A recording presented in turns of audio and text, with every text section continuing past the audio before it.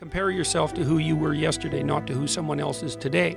You need to have a hierarchy of improvement. You need to be aiming for something, and that means you're going to be lesser than people who've already attained along that dimension. It can give rise to envy.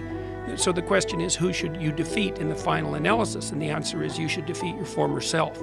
You should be constantly trying to do that. And you're the right control for yourself too, because you're the one who's had all your advantages and disadvantages.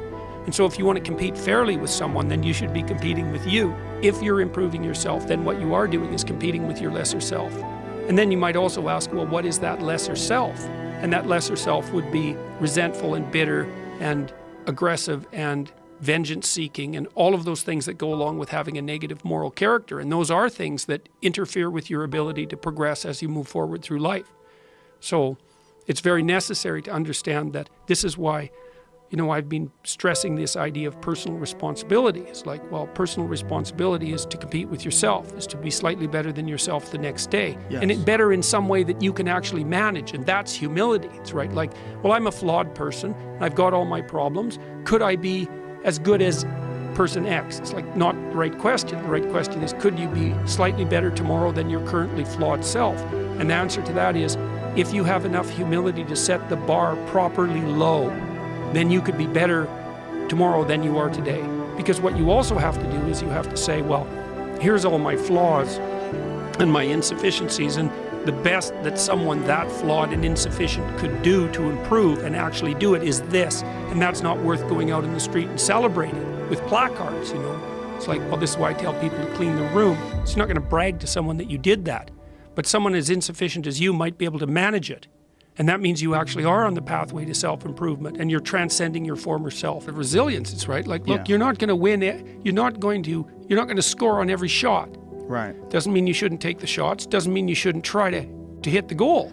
But part of being able to continue to take shots is to have the strength of character to tolerate the fact that in that instance you weren't on top. What's the right way of being in the world, if there is such a thing? And it's not acting according to a set of rules.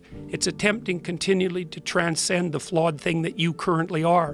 And what's so interesting about that is that the meaning in life is to be found in that pursuit. So I've been laying that out in these discussions too, because I say, well, the fundamental issue is that life is tragic and difficult, very tragic and difficult for everyone. And it's also tainted by malevolence, because no matter how things are tragic and difficult, but there's always some stupid thing that you could do or someone else could do that could make it even worse than it has to be. And so that's life. And you need an antidote to that, because that can embitter you. Constant contact with that. Just the tragedy, but the tragedy combined with betrayal and malevolence, that makes it even worse, especially if it's self-induced. Okay, so you need something to set against that so you don't get bitter and resentful. Well, what do you set against that? Doing something worthwhile. By your own definition, say. You need some reason to get the hell out of bed on a terrible day because you've got something good to do. Well, what's the best thing you can do?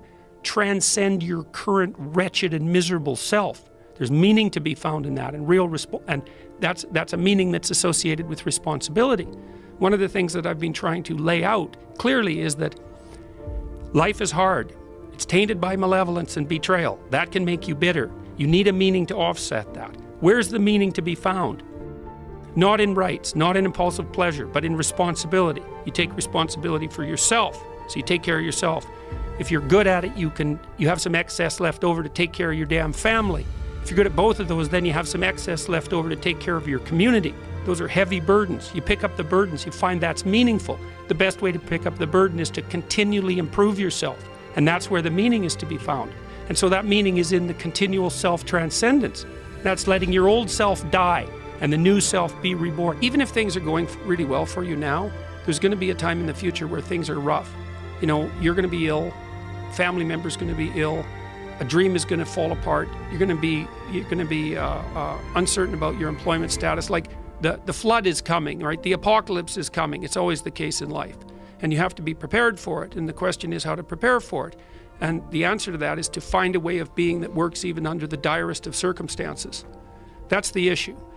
You've got the possibility to slowly raise yourself out of the mire. You've got the possibility to do just what the fighter does when he's defeated, which is to say, well, regardless of the circumstances that might have led to my defeat, Like, even if there were errors on the part of the referee, this is no time to whine about it. This is a time to take stock of what I did wrong so that I could improve it into the future. And that's the right attitude. The point is, your best strategic position is, how am I insufficient and how can I rectify that? That's what you've got. And the thing is, you are insufficient and you could rectify it. Both of those are within your grasp. If you aim low enough, it's like, well, I don't know how to start improving my life. Someone might say that.